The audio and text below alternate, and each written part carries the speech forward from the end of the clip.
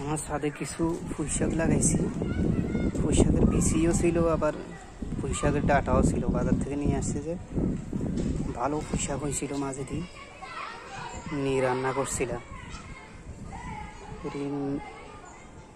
এখন মোটামুটি আবার ভালো হয়েছে। আবার ভেন্ডি, সাথে 2টা ভেন্ডি আছে, মোটামুটি ভালোই।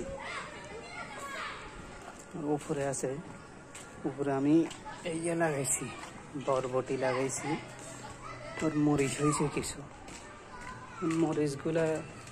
মরিচের বেশি ফেলাইছি, মরিচ সারা উঠছে। এখন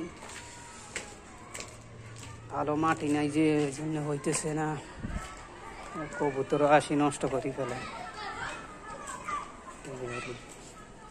বরবটি যেটা, বরবটি গাছ ওইটা মোটামুটি ভালোই জোড়াইছে।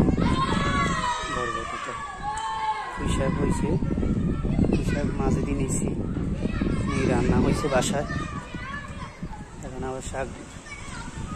এখন আবার বাইরে হইতেছে শাখা। আলুর শাকও আছে, এই জায়গায় আলুর শাক আছে। এখন মরিচ আছে, এই যে ছোট ছোট সাদা মরিচ, লম্বাগুলা আছে। এই জায়গায় যে মরিচের গাছ উঠছে।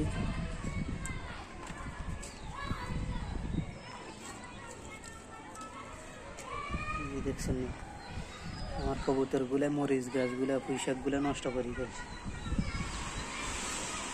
তবে ইয়াগুলা ভালো হয়েছে, আর বরবটি গাছগুলা অনেক ভালো হয়েছে। এখনো তো আসে বরবটি, ফুল আসে নাই এখনো। দোয়া করবেন সবাই যেন ফুল আসে। ঠিক আছে, আল্লাহ হাফেজ। সাত বাগান।